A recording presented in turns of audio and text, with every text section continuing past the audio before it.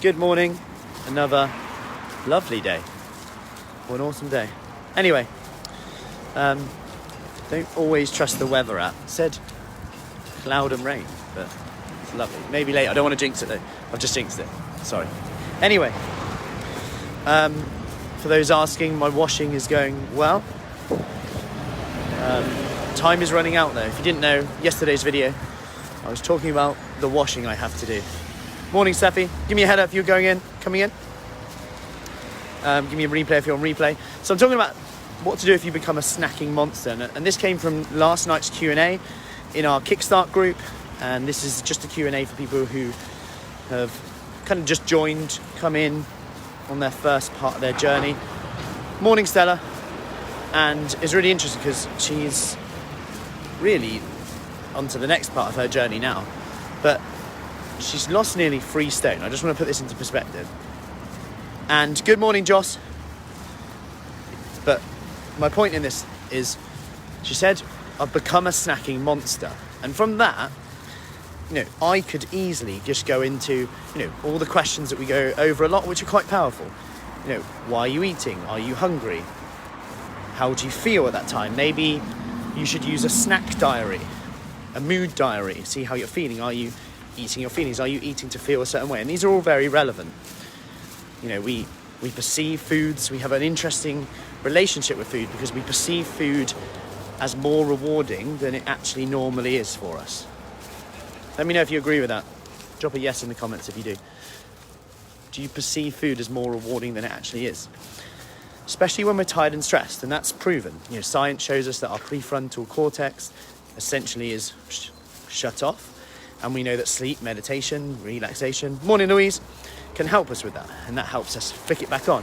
So even if you're ever, I'm going off on a tangent here, but I know a lot of the people we work with do struggle with this. Even if you struggle to sleep, struggle with quality sleep or get anxious because you're worried you won't sleep long enough, just know that actually rest, meditation, also has a great effect on your prefrontal cortex, which allows you to make better decisions, which could come back to snacking, motivation, energy levels, snappiness, as in how ratty we are with others, mood. Definitely yes, Joss, yeah. Okay, so when we went into this, she said, I've become a snacking monster. What we actually found is that she used to snack on lots of biscuits, so that was where she came from. She would just go for a pack of biscuits, stressful at work, they lost a file, stomach didn't save, stuff happens like that. And I get it, it's stressful at the time. And we've discussed strategies before. We could react at that point, or we can put maybe panic, the word panic, in our diary for 3 days' time. If that's still an issue in 3 days, react then. However, she was like, it's not that I'm snacking on quote unquote rubbish foods anymore. I've made small changes, pre-cut veggies, etc. She's like, I just eat absolutely loads of carrots now. And whatever's around, but it's all good stuff. And I'm just bringing this up because then she's like, but I should there was a problem. She was saying that as if it was a problem, and nothing's really a problem until it's not, because then when the other lady said, yeah, I sometimes snack on chocolate biscuits, and from my point of view, I could say, oh, okay, is this a problem then? We assume that it's a problem that we had a few chocolate biscuits, but actually when we were discussing through it, she's getting results right now. And yes, they could be faster, but they could be slower. And I'm bringing this up because if you were 1%, if you were on 1% on it, if you were 1% on it, you wouldn't be happy because you'd be tired. You'd probably not be nourishing your body with nutritious foods. You'd be eating a lot of processed food, junk foods. You wouldn't be full or satisfied. If you're 100% on it though, that doesn't necessarily mean you're going to be happy either. In fact, a lot of people in their heads strive to be 100% on it, but actually forget that they probably wouldn't be happy if they never could ever drink, never could ever have something on a weekend or a social event or a day. Have the choice and permission to have the foods you want to have, but instead you make a choice that you want to make the decision because you feel better by doing that decision. And that's the difference in there. So the sweet spot is often around 70%, 80%. If you want to get better results, obviously 90%. But 70% is quite a sweet spot because although you might feel like you're getting slower results this week, remember we underestimate what we can achieve in a year and overestimate what we can achieve in a week. We underestimate what we can achieve in a year, overestimate what we can achieve in a week. So given that, it might be that going 70% actually keeps us going for long enough to get the results we want. Going back to where we were, she was like, oh, I have 2 biscuits a day on that. And it's like, it's not a problem until it is a problem. Morning. It's not a problem until it's a problem. And that's the key thing to remember. If you're getting results right now eating the biscuits, I'll just keep going with it. If you're happy doing that. But maybe she wasn't, that's why was she asking? Or you've got to consider, is it that we feel like, it's an analogy, we have to be perfect, which you have no idea what is, and if we're on it, we need to be really on it. And I'm bringing this up because it's not a problem until it's not a problem. And the snacking, go back to the carrot situation and, you know, just snacking on stuff. I'm not really hungry, but I'm eating that stuff. And I said, you've got to consider also, if you really go all in on that, what are you missing out on? Because we never consider that taking something away is probably going to be replaced by something. So if you get really caught up in that, what might happen then? Well, if you consider what happens later in a day, I snack on loads of carrots and stuff like that.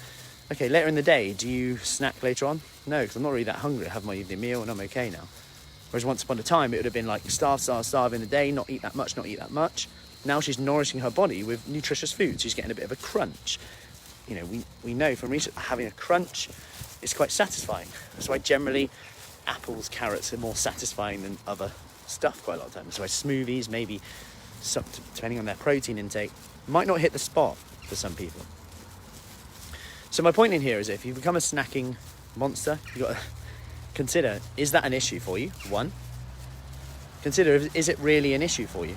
Because it might actually not be. 2, if it is an issue, you obviously want to change it, otherwise you wouldn't be engaging with this right now, or you wouldn't be even questioning it. So then you've got to consider, if I carry on the way I am, just keep snacking, what happens? Is that actually what I want to happen? What am I getting from it? Is there any positive from it? If I keep going the way I am, what do I get from it? And write that down. I'd write that. What happens 5 years from now? What happens 5 years from now if you don't get a handle on this? And then make that choice. Who else benefits if you change, get a handle on this habit? And I bring this up a lot because, you know, take alcohol. It's very easy for me to say no. It's very easy for me to say no because I love being productive in the morning and I love having more energy and I love having more motivation. I love being better at what I do, whether it's talking to people, coaching people, training people, being a dad, whatever it is. Morning, Mel. That for me is enough. And the thought of being hungover, maybe I'm grateful that I get bad hangovers. that reminds me to go, you know what? Can I really afford to get up at 8 o'clock, feel tired and ratty, then the kids are on, then I'm thinking I should have done this, should have done that. You know what, it's not worth it. Not every time. But my point here is we always have a choice. We always have a choice, and you've got to consider, with regards to before you brand yourself as a snacking monster or whether snacking is bad, you've got to consider it might actually be working for you right now. What's the alternative? Because what are you not doing by having that snack? And yeah, of course, snacky foods are sometimes pretty rubbish. They're not that filling, they're not that nourishing, they're not nutritious, they're easy to overeat because they're often dry, they often sit on the shelf for a long period of time. Not that that's necessarily the bad bit, but often the bad bit is that because they've got less like moisture in them, they're less voluminous, right? And the more volume you have in a meal, the more satisfied you'll feel. For example, you know, I could eat a big salad or chicken and stuff like that for the same calories as, you know, a little Belvita breakfast snacky bar, which is like that big, and I want another 4 now because they're so sweet and nice. So you've got to consider that does come into it as well, a dopamine hit so we've got to know which foods work for us, and generally if you hit that fiber, hit that protein, you're going to be helpful for that. But then we can go back to meals, and I could go around all day on this, and I end up doing laps of the same walk because I just keep going off on a tangent. You might start noticing, is he just walking around in a circle? Pretty much, yeah. I do that a lot. No one's reported me yet for just that guy who walks around and talks to himself. Don't report me, please. Anyway, so then it comes back to meals, and sometimes we've just got to go back to simples and 3 meals a day. Are you hitting those? Are you hitting protein at roughly every meal? If you can, that's going to make a difference. So can you get some fibre, veggies at every meal? If you can, that's going to make a difference. Because sometimes we try and eat as little as we can at a meal, then we end up snacking on foods that, like I said, aren't very voluminous, are delicious so we eat more, don't have much moisture in them, and then we kind of miss out on that. So I hope that helps. Any questions, let me know. And have a lovely day. Let me know where you're at with that snacking situation at the moment. Do you have any questions on snacks? Do you have any questions on comfort eating, binge eating, eating in the evening, afternoon? Why do you think you do it? Do you enjoy it? And that's the difference. If you enjoy it and it makes you feel better, you can honestly say it made you feel better overall, bearing in mind at the time, tomorrow, then I wouldn't even see a problem with it anyway. Food's been enjoyed for years and years and years, and it does make us feel better. We celebrate with it, etc. So, hope that helps. Hope that got you thinking a little bit around that. Just wanted to share that from yesterday's Q&A. It only takes like 2 questions to go off on one. Anyway, have a lovely day. Enjoy the weather, and I will see you soon. Take care.